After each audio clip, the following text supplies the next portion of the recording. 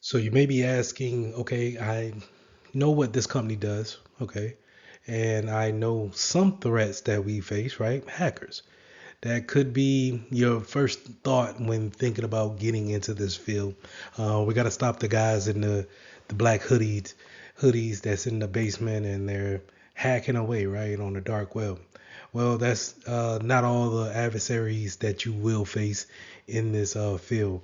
You are up against um, any and everything. Okay, so you want to be a person that knows a mile worth of information, but maybe only an inch deep of information. Okay, so it's going to be spread out um, for a long, you know, worth of information. It's going to be from networking to policies to configurations on workstations to having your desk clean. Maybe putting up some screen filters on monitors. So, the threats that could hinder a data to be vulnerable could be a multiple group of things. And us as security professionals, we need to keep in mind of any and everything that could go wrong. Okay, so as a newbie, I want you to know this when it comes to maybe going into your first interview or maybe talking to somebody about it.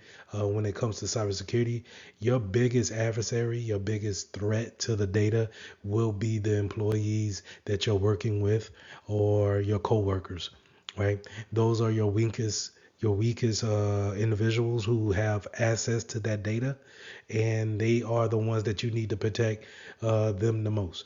Not only from the adversaries outside of the firewall, right? The people who are hacking away, not only them, but you need to protect them from themselves, not being able to fall for social engineering attacks.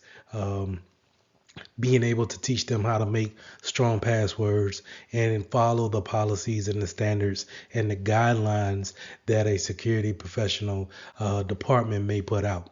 Okay, so you want to keep those things in mind. Not only are we facing man-made attacks, your viruses, your social engineering attacks, your worms, your ransomware attacks. Yes, all of those things are potent and they will come, and we will need to have security measures in place to protect against them. But we also need to protect against a hurricane that may come in that we are in the straight line of. We need to make sure our data is backed up. So just in case we have a flood in our building, that our business can still function. Okay. Um, just to make things more relative to today, we just had a global pandemic. How do you keep running as a business during a global pandemic where at first we needed to be in front of people and interact with people, but now we needed to move everything to a more virtual setting? So how do we bring security into that field? Those are the things that we need to think about when we're coming to thinking about those threats, those vulnerabilities that we face, and then how are we implementing controls in order to say, hey, we can take these risks, but let's go about it in the safest way possible, and then let's continue moving forward with the business.